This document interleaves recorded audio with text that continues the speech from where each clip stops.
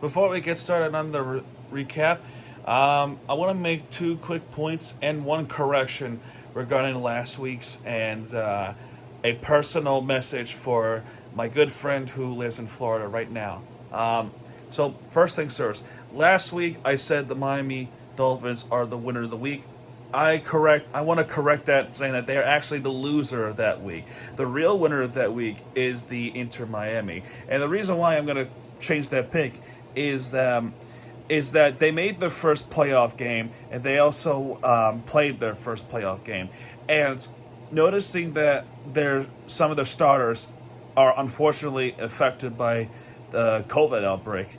I felt that after what I've been listening to and things like that, I thought it was a bit harsh to put them as loser of the week. Loser of the week would go to the Dolphins, not into Miami, as one, their defense was lackluster, and number two, Tua did not play too well. Now, to be fair, he's a rookie, and all rookies, they go for the same thing, and then they got their ass kicked. So, one more point I'd like to make, which is not about the Miami recap, but it's a personal message, is one of my friends who I used to hang out with MJ23. He's got his own YouTube channel, and his good friend of mine, his name is Preston. Go subscribe to his channel. It's Preston Ferguson Jr. I'll leave the link in the description down below. I don't necessarily know what content he's going to put up, but I think he's going to put up some Jaguars content, which I'm pretty excited about. That's his team. Go subscribe to him. He's gonna want to put videos. Good friend of mine. Now, without further ado, let's jump into week 15 of this, I think.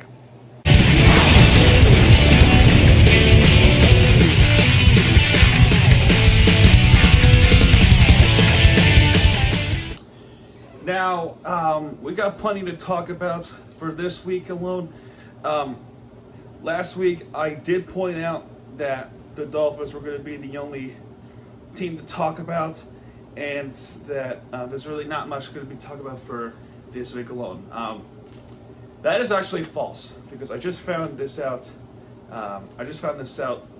During the week of Thanksgiving, that basketball, NCAA basketball, was actually playing, and the Hurricanes was actually playing. So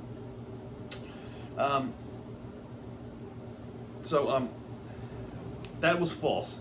So that's the team we're going to talk about first. And you're going to ask, which gender am I going to talk about with the Hurricanes? Because the football Hurricanes, they're out for a month because of COVID issues, and it's bullshit that they have to go through it. So the next game is December 12th against North Carolina. So until then, let's talk about some basketball. Warm ourselves up for the heat. Now, we're going to talk about the women's first, because I think they're going to play a major role for the upcoming season, like this one. And for this one, we're going to start off with Miami Hurricanes versus Jacksonville Dolphins. That's a college up in Jacksonville, obviously. Dolphins. Hurricanes, it looked like a great battle in the first half. And then the reason why I said looks like, because I was totally unaware of the NCAA basketball being played. So therefore, I did not watch the game. So I'm only gonna tell you what I see and what I know. And what I do know is it seems like they had a close first half, and then the rest of the way was all the Hurricanes against the Jacksonville Dolphins. Looked like an entertaining game. Jackson with 22 minutes played, she scored 14 points. Marshall with 22 points, and then for that point on, they got their first win of the season. Now this game against North Florida, I did watch this game, which I'm gonna tell you right now that with the last game I just previously mentioned, there was an unfortunate injury, and it's one of those players. I think it's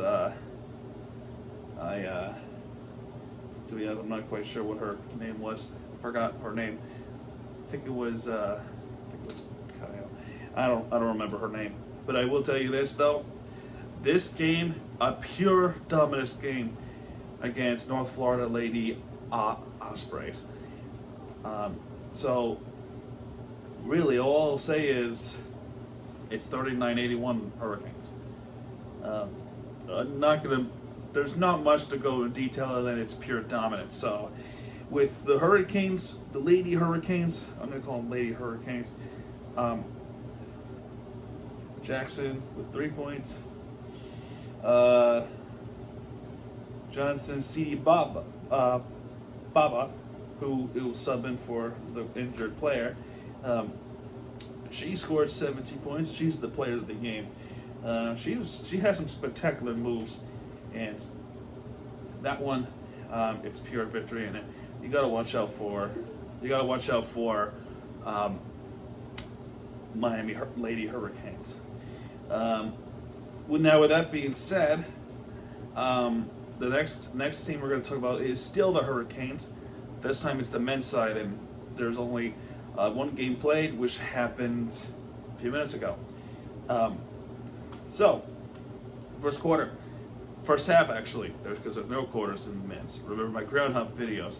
If you watch my ground hunt videos, you know that college basketball, you only play 2 halves, not 4 quarters. So do not get confused with ladies basketball and men's basketball. Now, for the first half, North Florida Ospreys, screw it. UNF, because that's where they are. By the way, if you don't know where this college is, it's basically a suburb near the suburb area of Jacksonville. So again, it's a Jacksonville team, but this college was interesting because they looked like they looked like a good 3-point shooting team. But in the first couple of minutes, they kept missing free throws. But the Hurricanes would take over 11-0, and then finally they would be up to score their first points. Now, the Hurricanes did look dominant defensively, but there was one problem this Hurricanes team had: the rebounding. The rebounding stink, and they were actually dead last with rebounds last season. Now, with this one, UNF, the Ospreys, you better pay attention to the 3-point shooting because they will get you. They were actually a really good 3-point shooting team, and not to mention they were actually pretty good on offense too. Now, with that being said, with the Hurricanes being good on defense, they were vulnerable on the 3-point line, and you see it right there.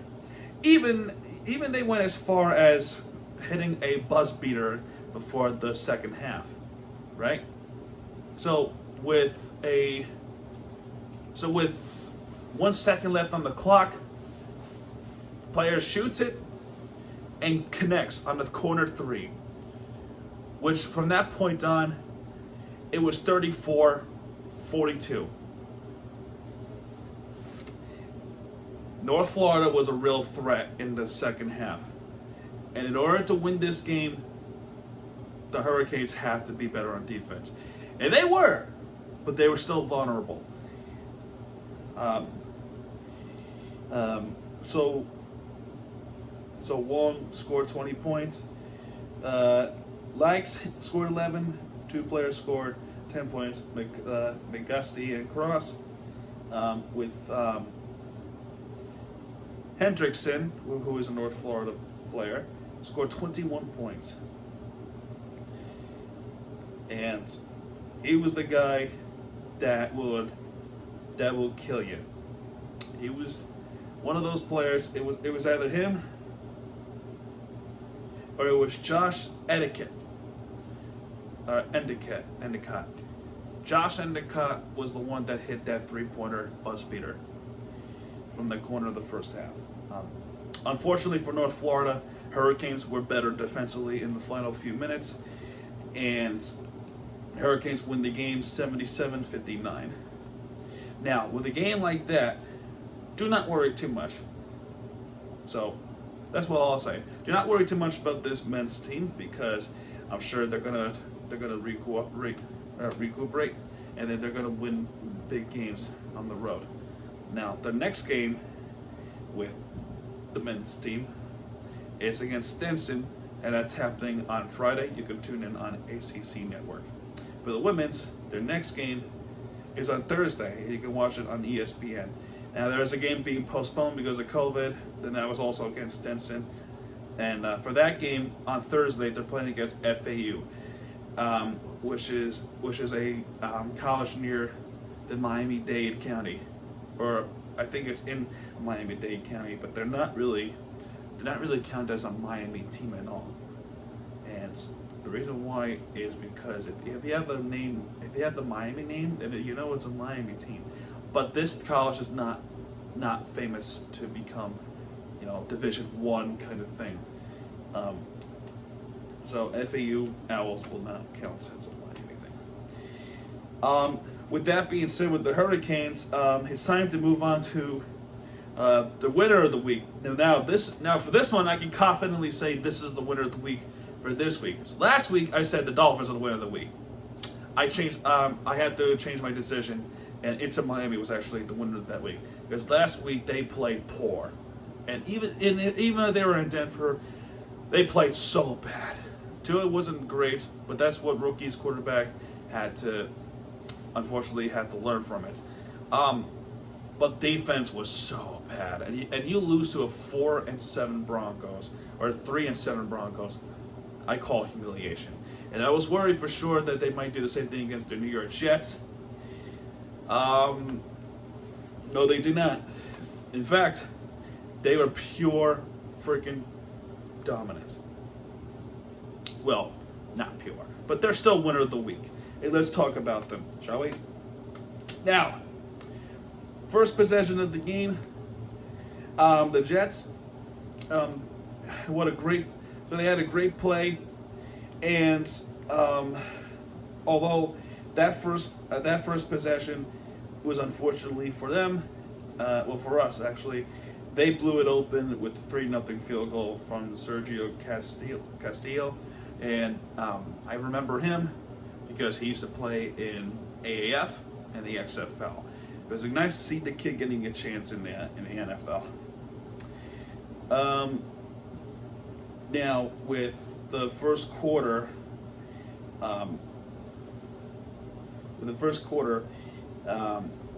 there was actually an incident where the pass was rather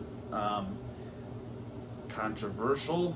I don't think it was controversial, but there was a coach's challenge flag that Devontae Parker seemingly did not catch the ball, or didn't have much control of the ball until it was too late, right?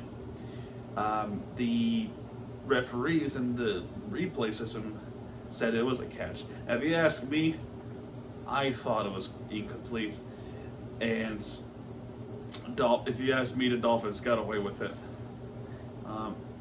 Although they said something about the ruling with the catch when they had much more with the ball, and even if you let go after the third step, then it's a complete catch.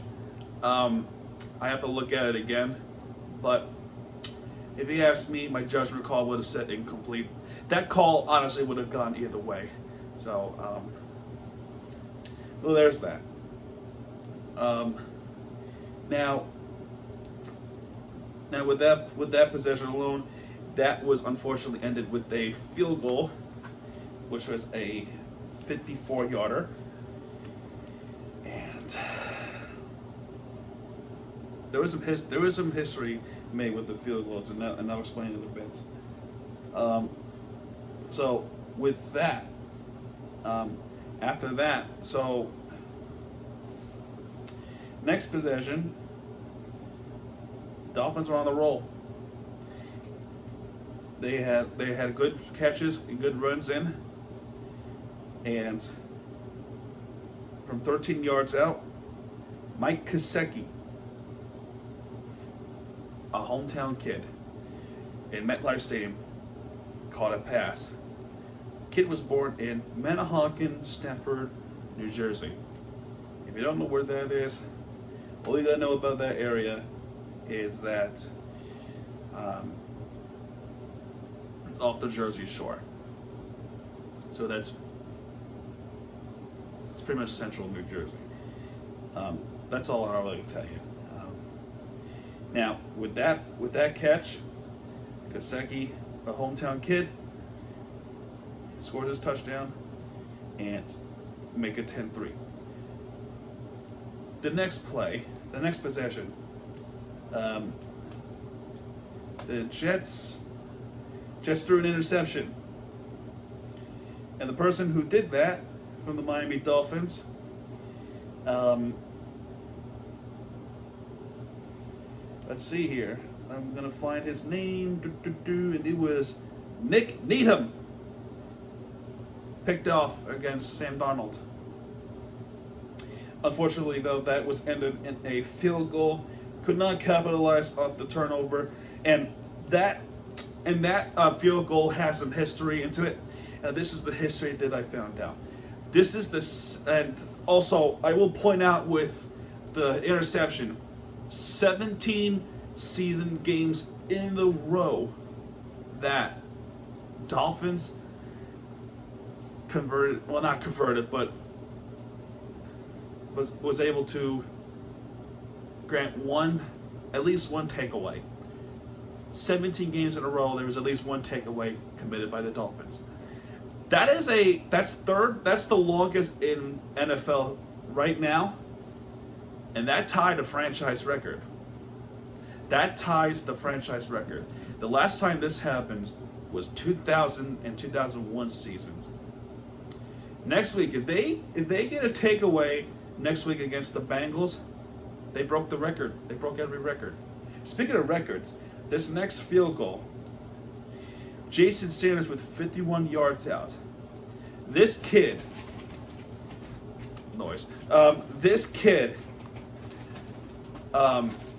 has made so much field goals in a row, 50 plus yards out, that's the third longest active streak in the league right now, with 50 plus yards out. He might break the record with Jason Sanders if he continues to be hot. Now the Jets in that next possession, they were about to not only could have scored a touchdown, they were running down the field. Unfortunately for them, Sergio Garcia missed the field goal, and it continued being 13-3. Their most impacted receiver for the Jets is a kid named Denzel Mims. He made some great catches. However, this kid didn't grant enough effort for them. Although to be fair for him, he did get hurt a little bit, so he preferred to stay in the game. But since that injury, he really didn't get much going. Third quarter, there's really not much said other than it's a defensive struggle. It was kind of boring. Although, the one thing I would rant about for that possession, for that quarter, into the fourth quarter, is that 2 possessions in a row, the running play,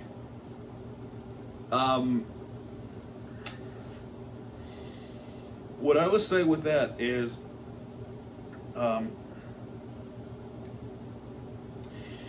that fumble, there's 2 fumbles in a row, right? One was committed by Matt Breida and Patrick Laird. Both of them fumbled. I was pissed off. So the rest of the game, when they run the ball, I was nervous. Then in the fourth quarter, Adam Shaheen, number 80, passed from Fitzpatrick to make it 20-3. And the Jets had a dire situation, and Sam Darnold got picked off by, what's his name? Oh, you guessed it. His name is Xavier Howard. 7 interceptions of the season for Xavier Howard. This kid picked off more interceptions than any other defensive men this season. Nobody else able to get that high other than Xavier Howard. He is the true monster of the Miami defense. Devontae Parker, pretty much first down the rest of the way for the Dolphins, and they are your winner of the week.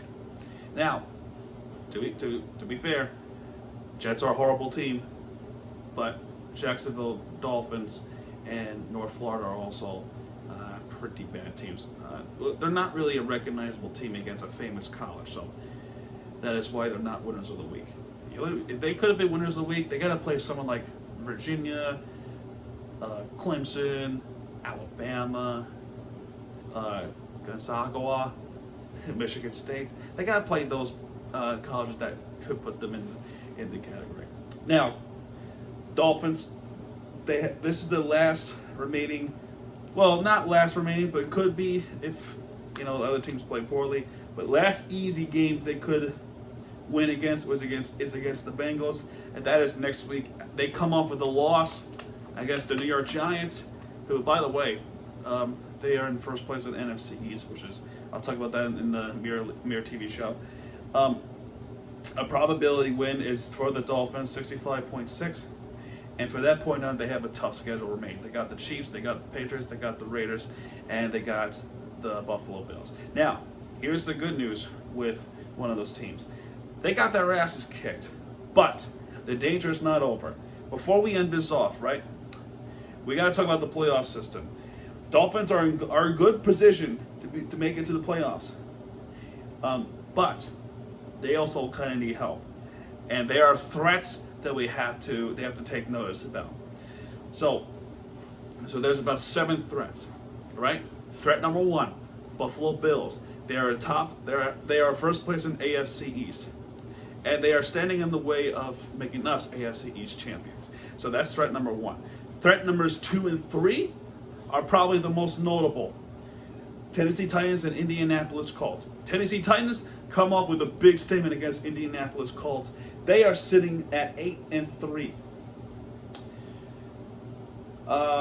Indianapolis Colts fall back, but they are still the same record as the Miami Dolphins. Now, this would have been avoided if they won against the Broncos last week, but now we're in a much harder situation. All right, so threat number 4, Cleveland Browns. Now, both Titans and the Browns are playing each other next week.